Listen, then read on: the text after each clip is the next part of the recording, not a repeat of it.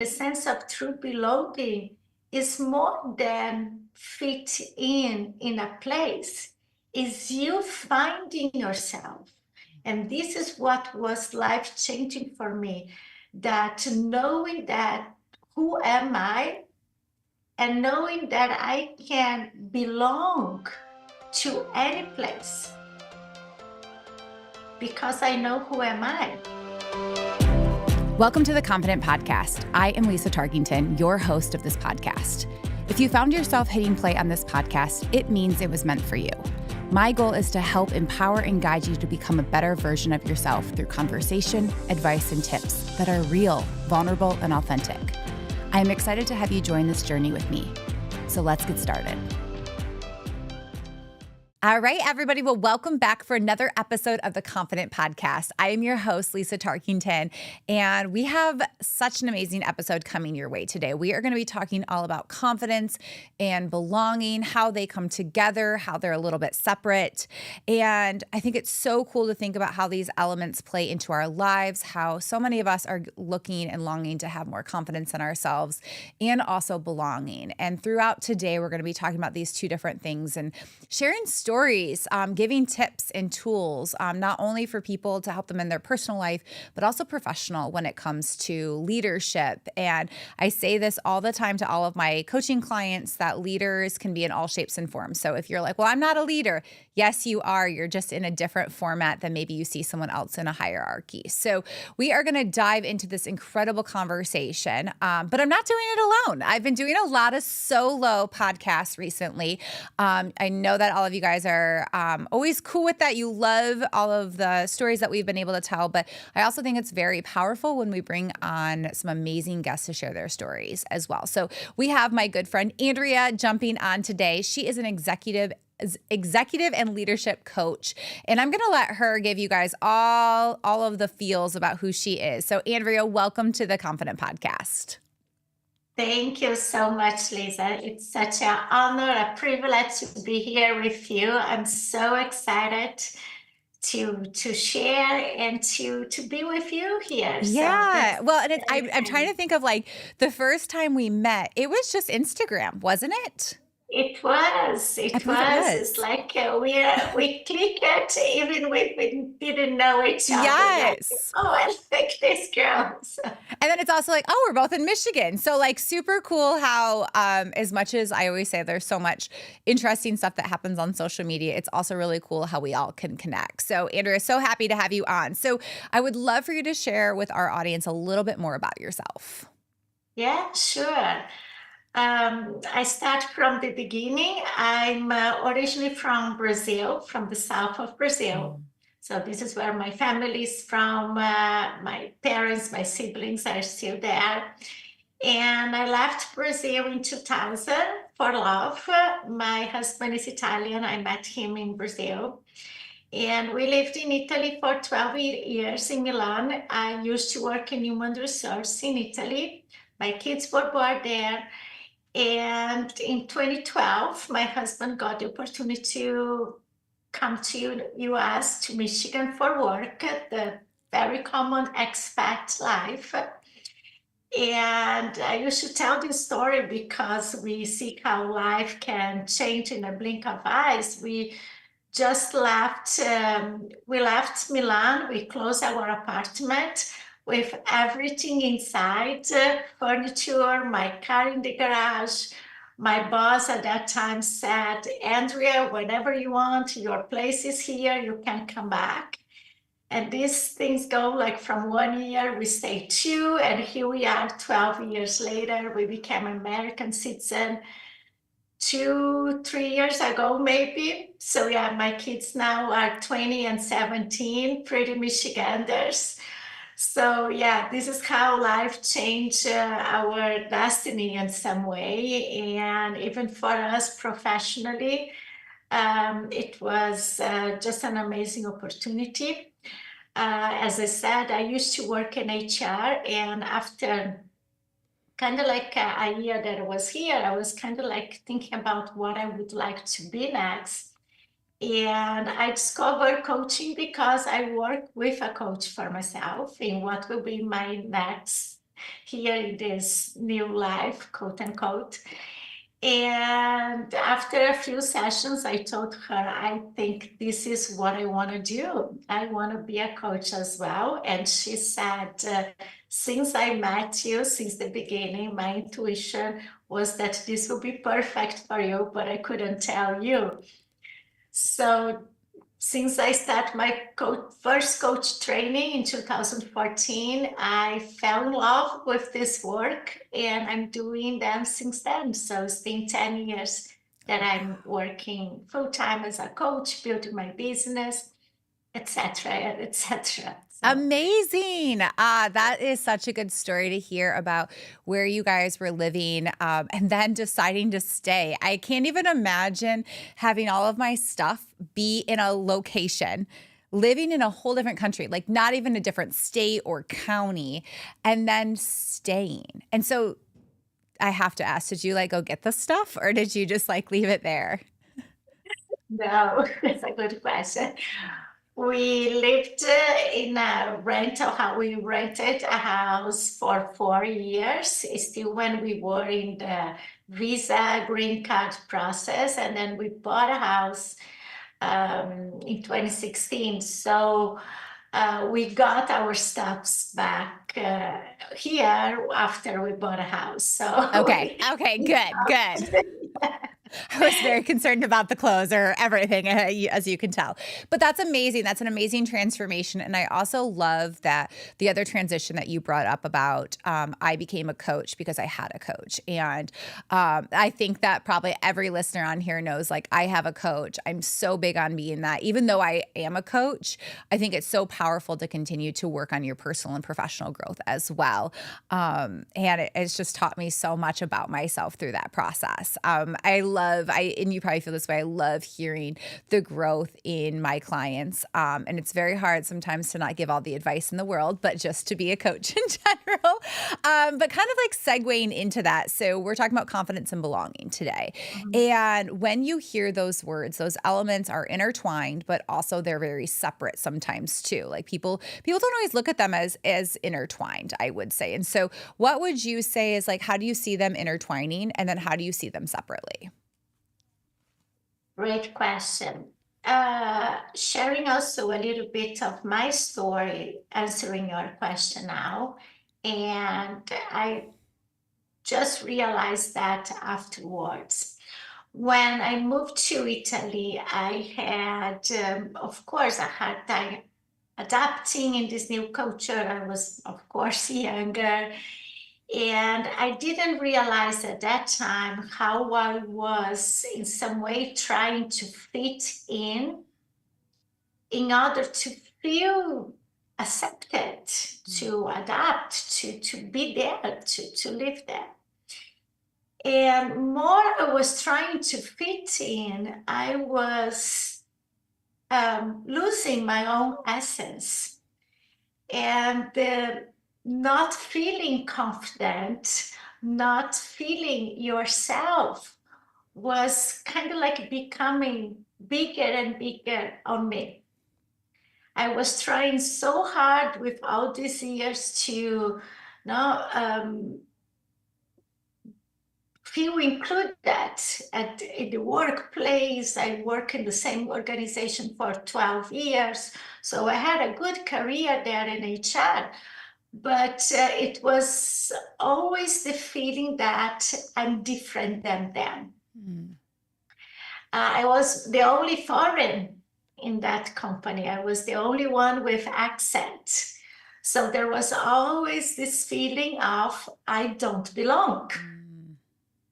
So this is exactly like now looking back, because at that time I didn't have that knowledge, that even vocabulary. I say even to my clients that I'm so thankful for all these D&I conversations that we've been having and becoming more and more part of our conversations, that people nowadays can identify microaggressions or unconscious bias. But back in the day, like in 2000s, and at least for me, it was not part of, no, I didn't know. So answering your question, Lisa, more you feel that you don't belong, more you lose yourself, more you feel that you are not good enough, and you are always trying hard to be there, be someone else. And more this happen, you are, again, using another very common word, you are not authentic to yourself. And this become like part of this not confidence feeling, the insecurity or not clarity. Like you said, in your work with your coach, more we work on ourselves, more we become confident to ourselves. Yeah. So the true belonging, the sense of true belonging, is more than fit in a place, is you finding yourself. And this is what was life changing for me, that knowing that who am I, and knowing that I can belong to any place because I know who am I, that I am this Brazilian Italian with an American experience, that I have this mixed accent, and it's okay. For so many years, my accent held me back because I don't speak like them.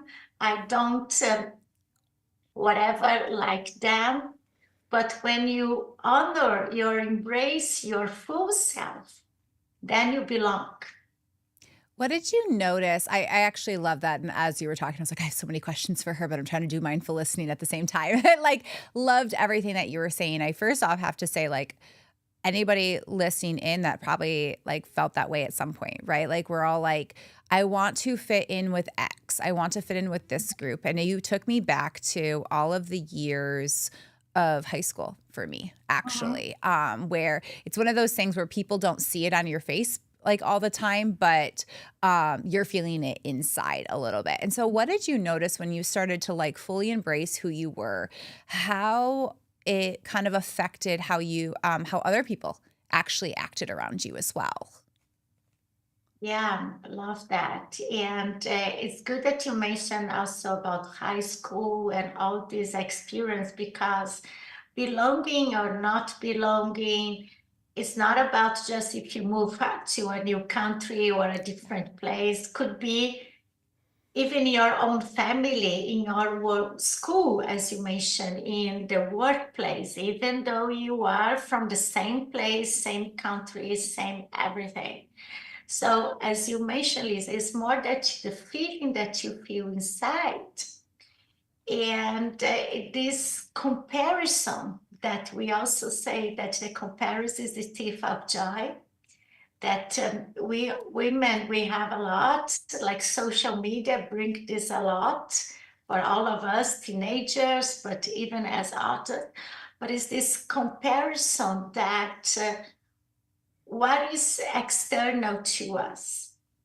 So when we look to others, always looking that the others do better of yourself, that you are trying to find an external validation of your own value, is never be good enough.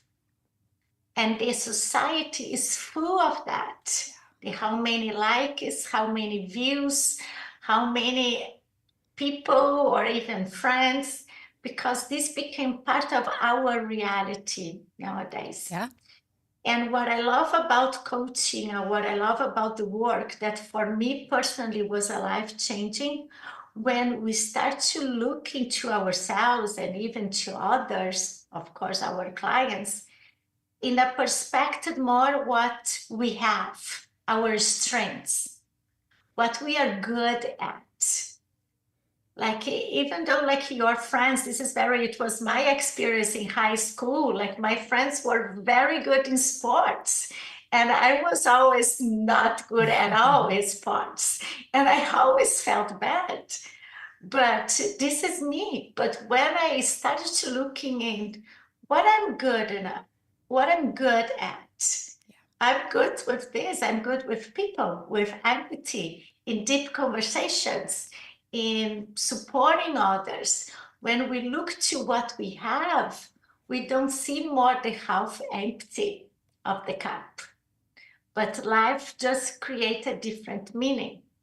Yeah, and I love that, and I love that you brought up strength. So it's something that we teach a lot in all of the programs that we teach at LEAD, and I Mhm. find it so fascinating that as you were talking, one of the things that kept coming up for me was, um, personal growth, like you said, like it's actually doing the work. So I think we talk a lot about that on this podcast because that's what we're all about, right? But I think it's so easy to say that's exhausting, But I always also remind people, well, it's exhausting too to not be confident and not be proud of who you are. And quote unquote fitting in or belonging. I love that perspective that you gave. It's not about fitting in, it's about like knowing what you bring to the table and what you bring in value. And I always tell people when I see people that present themselves in that way and appreciate that about themselves, I actually gravitate towards them a little bit more. And I think it's pretty beautiful when you get to see people that are just like so proud and honored of who they are. And so, what would you say? So, obviously, when you have self-awareness, you're kind of more aware of your surroundings, and also you can notice like, wow, I have a new employee. They are not from here. How do I make sure that they feel like they belong? Or maybe you're trying out for a sports team and someone's not as good as someone else and you're like, okay, I feel like they're struggling a little bit. Like, how do I help them belong? What would you say to these individuals to help someone um feel better about that feeling, and help them with their confidence as well? Yeah, for sure. I would say see the uniqueness in each one of us. See the beauty in each one of us. It's beautiful. And one of the things that I'm so grateful to be here in US, in Michigan, is I always felt that people were curious about my diversity. Hmm, Here, I feel that my languages, because I speak fluently three languages, and it seemed like a plus. Like, oh, that's great. Oh, you speak more than one language. Oh, I love your accent. Even if people will say like this, but it's nice to hear. So it's really about to encourage people to bring their diversity, their skills forward. It's love that. okay to be different. And then what would you say to a leader who's having a struggle embracing those differences? Yeah, yeah, yeah. And I work with a lot of leaders that in the both sides, that Yeah. that leaders that are working with multicultural teams or people from so many different places, and also leaders that they might be Brazilians, Italians, Germans, French, and they are working with an American team, and they also feel these differences. I had a client now in a C-level position in Brazilian, moved here to Michigan, and he has having a hard time with his team because he's realizing that the way he's leading his team here is different than the way he used Mm, to lead because leadership also changed it from culture to culture. But answering your question is really about curiosity, getting curious about the person, seeing the person who's in front of you. Most of the times we take things for granted, thinking that everyone should think in this way.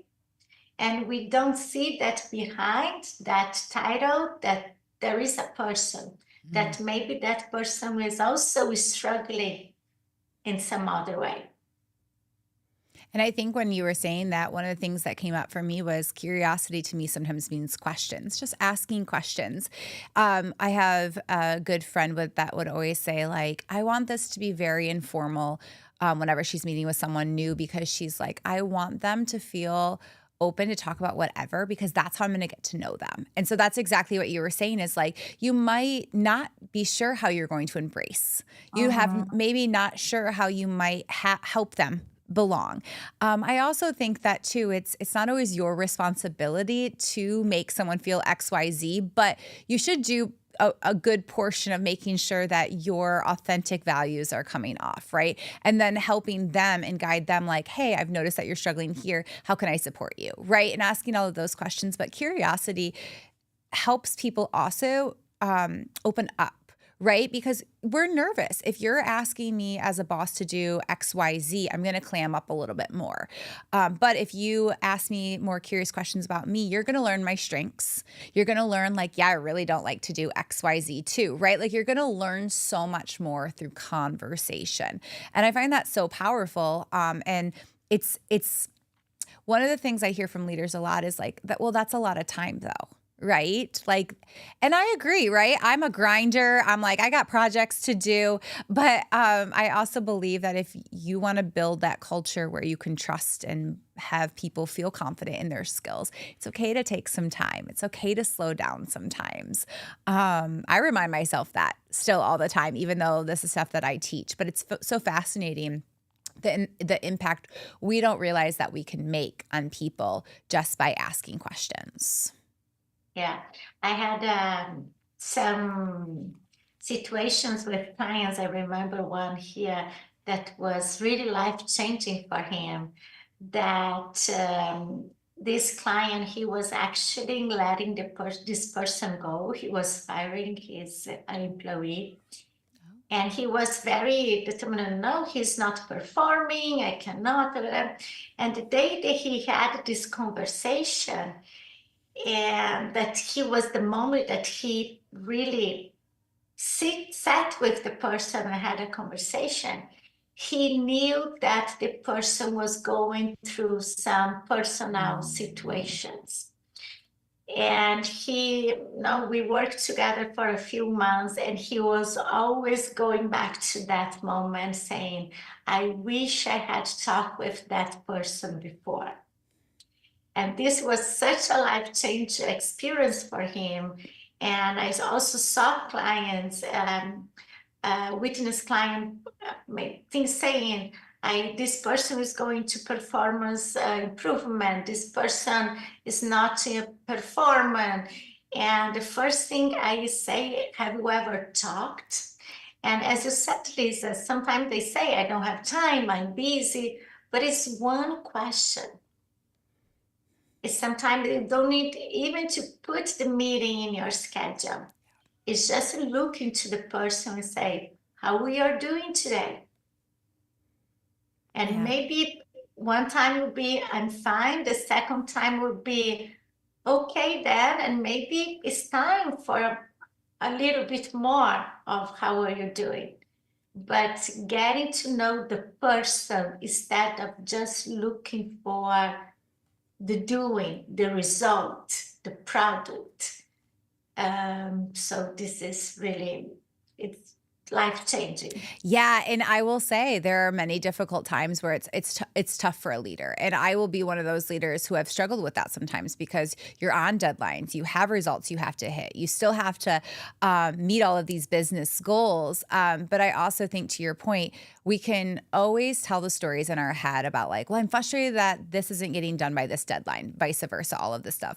But had we had the conversation in the beginning, it would have saved all that headache. Right?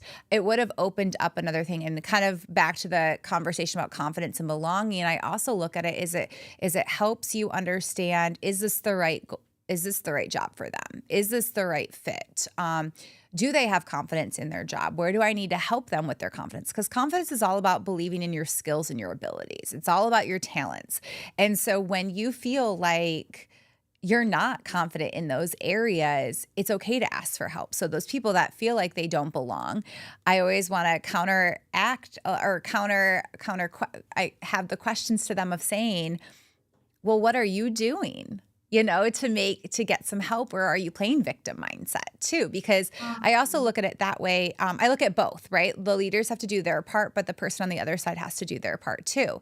Because I know it's so easy for me to play victim mindset of like, oh, I just don't fit in. Oh, I'll never fit in. But like, well, what am I doing to make these people feel like I want to hang out with them, or I do have these abilities and stuff? And it goes back to right in the beginning what you said, working on myself. Yeah, yeah. I love the quote from Fred Kaufman. He is the author of the Conscious Business, Conscious Leadership. And he says, if you don't see yourself as part of the problem, you cannot be part of the solution. I got chills when you said that. Yes. Yeah, and I work a lot of with my leaders clients, and he has a very nice video you guys can check out. Be the player, not the victim.